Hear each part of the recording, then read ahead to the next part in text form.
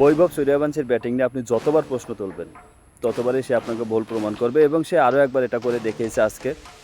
India এ এবং শ্রীলঙ্কা এর মধ্যকার ওডিআই ফরম্যাটে চলছিল ম্যাচটা, যেখানে সে 29 বলে 94 রান করেছে।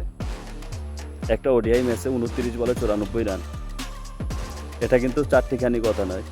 যেখানে সে 8টা ছক্কা মেরেছে এবং 10টা চার মেরেছে।